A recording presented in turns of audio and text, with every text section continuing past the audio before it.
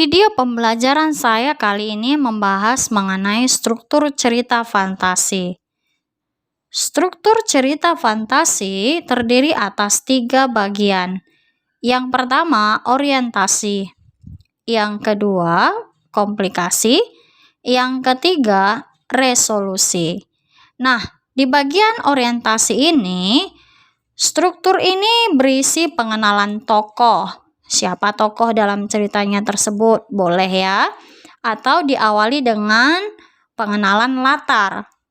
Atau diawali dengan watak tokoh. Atau juga boleh diawali dengan munculnya suatu masalah. Sedangkan komplikasi merupakan struktur yang berisi hubungan sebab akibat sehingga muncul masalah hingga masalah itu memuncak.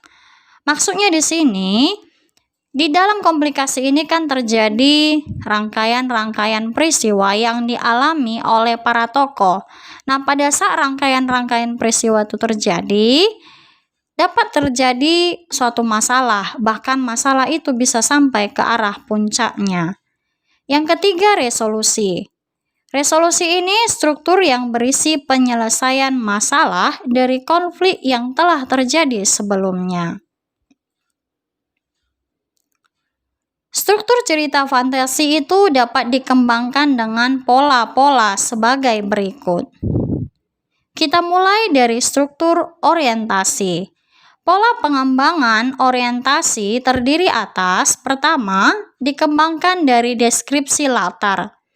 Maksudnya, cerita tersebut diawali dengan penggambaran latar cerita. Boleh latar tempat, boleh latar waktu, ataupun suasana. Contoh. Dari contoh tersebut dapat kita perhatikan yang dimunculkan pertama sekali adalah suatu latar tempat, yaitu sebuah rumah. Dan penggambaran rumah itu juga diceritakan, yaitu beratap seng, warnanya merah, dan dekat dengan taman. Kemudian diceritakan juga bahwa semua atap rumah di situ memiliki model yang sama. Nah, ini dikembangkan dari deskripsi latar.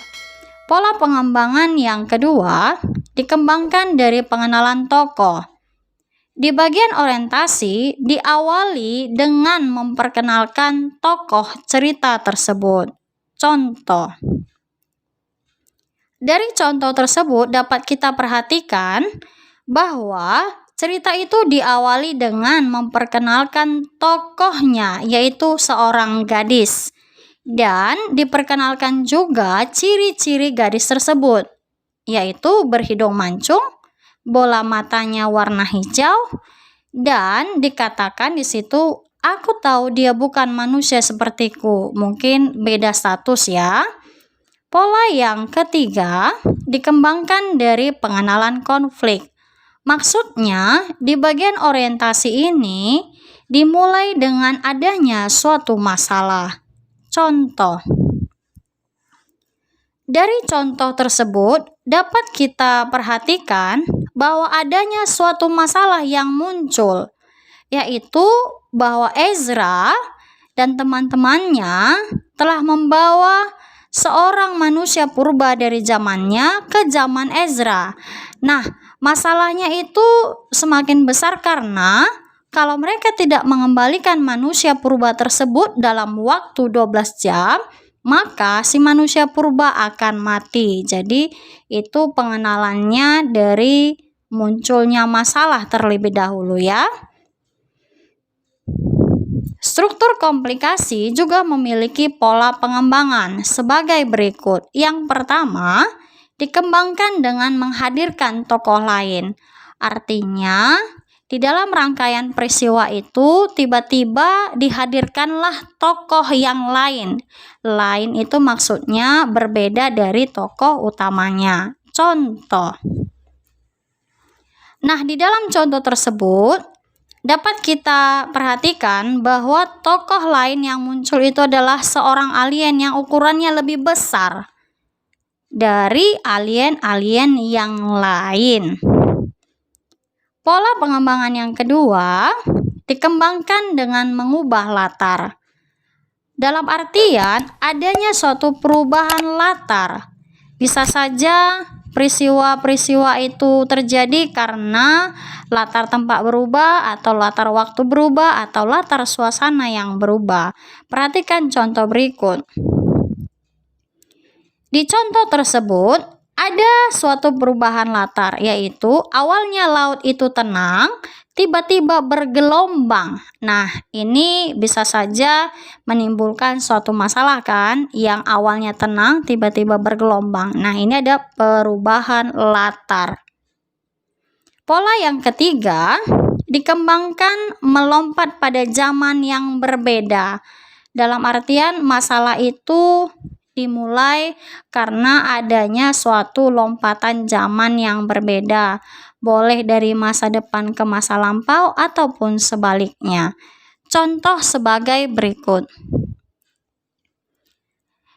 Diperhatikan di dalam contoh itu bahwa awalnya dia masih asik menonton di rumahnya. Jadi kita umpamakan dia di masa saat ini. Tiba-tiba dia mengalami lompatan waktu ke zaman yang berbeda. Dia sampai di sebuah kerajaan. Nah, itu komplikasi dari pola pengembangan lompatan waktu ya, atau ada melompat pada zaman yang berbeda. Struktur resolusi. Struktur ini memiliki pola pengembangan juga. Perhatikan, yang pertama, dikembangkan dengan lompatan waktu. Nah, artinya pemecahan masalah itu dapat kita lihat karena adanya lompatan waktu yang terjadi. Lompatan waktu itu bukan berarti harus terlalu jauh ya. Di contoh ini lompatan waktunya hanya 2 tahun kemudian. Nah, permasalahannya itu kan dapat kita gambarkan bahwa Oki dan Ozzy itu saudara yang telah terpisah. Namun karena adanya lompatan waktu, setelah 2 tahun kemudian mereka bertemu. Berarti kan pemecahan masalahnya sudah ada. Pola yang kedua, dikembangkan dengan sebab akibat yang unik. Yang unik ini artinya khas, beda dengan yang lain.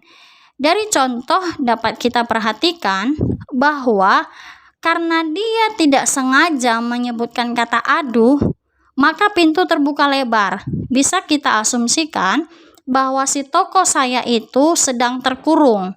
Namun tanpa sengaja dia mengatakan aduh dan pintunya terbuka. Berarti permasalahan itu terselesaikan hanya karena kata aduh. Unik ya kan? Pola yang ketiga, dikembangkan dengan surprise atau kejutan.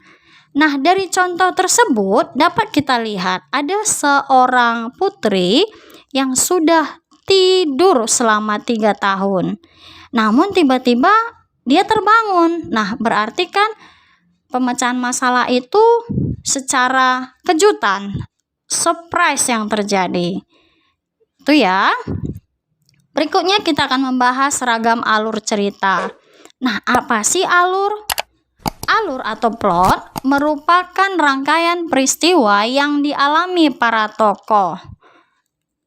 Ragam-ragam cerita itu meliputi yang pertama alur lengkap. Namanya saja sudah lengkap ya kan, berarti semua ada di sana. Nah, alur itu dimulai dari proses pengenalan. Pengenalan ini seperti orientasi tadi ya, boleh dari pengenalan tokoh, latar, ataupun masalah. Setelah pengenalan ini terjadi, maka tokoh itu mengalami kejadian-kejadian yang mengakibatkan suatu masalah terjadi. Nah, kejadian-kejadian itu atau masalah-masalah itu berada di rangkaian kejadian. Masalah yang terjadi di rangkaian kejadian ini bisa sampai ke arah puncak masalah atau klimaks. Nah, pada saat puncak masalah dan ada suatu solusi nantinya, maka muncullah yang namanya resolusi. Mengapa tandanya ke bawah? Karena kalau dia penyelesaian kan dia menuju ke bawah kan, menetralkan itu ya. Ragam yang kedua, alur tanpa pengenalan. Nah, dari judulnya aja sudah kita ketahui bahwa pengenalan cerita itu tidak ada. Namun dia dimulai dari masalah. Nah, masalah itu terjadi terus-menerus sampai menuju ke klimaks atau puncak masalah. Nah, setelah puncak masalah ini berada di puncaknya dan ada suatu resolusi atau pemecahan, maka tandanya menuju kembali ke bawah karena sudah mengalami kenetralan suasana. Yang berikutnya ada yang namanya alur tanpa resolusi. Namanya saja sudah tanpa resolusi, berarti tidak ada pemecahan masalah yang muncul. Perhatikan, dimulai dari proses pengenalan. Kemudian tokoh itu mengalami rangkaian-rangkaian kejadian yang bisa saja rangkaian ini semakin memanas dan sampai ke arah puncak masalahnya. Dan pemecahan masalah tidak terdapat dalam cerita. Bisa saja si penulis itu menginginkan yang membaca atau menonton menemukan sendiri pemecahan masalahnya itu kira-kira seperti apa.